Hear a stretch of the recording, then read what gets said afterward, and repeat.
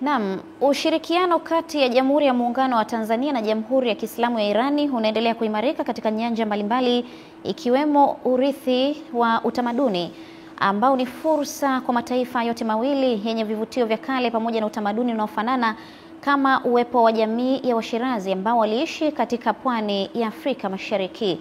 Akizungumza katika mjadala wa urithi wa utamaduni katika kituo cha utamaduni cha Irani jijini Dar es Salaam, mhifadhi mkuu wa mambo ya kale Tanzania Revocatus Bugumba amesema Tanzania ni miongoni mwa nchi zenye urithi adimu wa utamaduni duniani, hivyo kushirikiana na kituo cha utamaduni cha Iran itapanua wigo wa vijana kupata ajira katika sekta hiyo na kukuza uchumi wa mataifa yote mawili.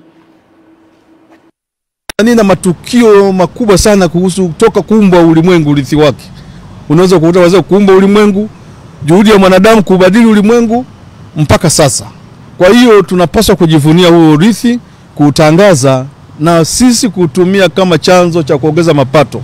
And very rich history and very proud heritage. So I went to different historical sites in in Zanzibar, in Bagamoyo and different parts, and I will do my best to promote this culture and to introduce this history to the youth so they can think more, they can research more about it, so for the better benefits in the future. Jifunza kama vijana ambao tunasoma kwenye utalii kwamba tunatakiwa tuwe na umoja na tuwe na uwezo wa kuchangamana na jamii nyingine zinazotoka nje ya Tanzania ili kudumisha mawasiliano, umoja na utamaduni wetu kufahamika na pia kushirikiana kimataifa. Kutokana na utamaduni wa Iran umekuja kuanzisha lugha ya mama ambayo tunaitumia, lugha ya Kiswahili.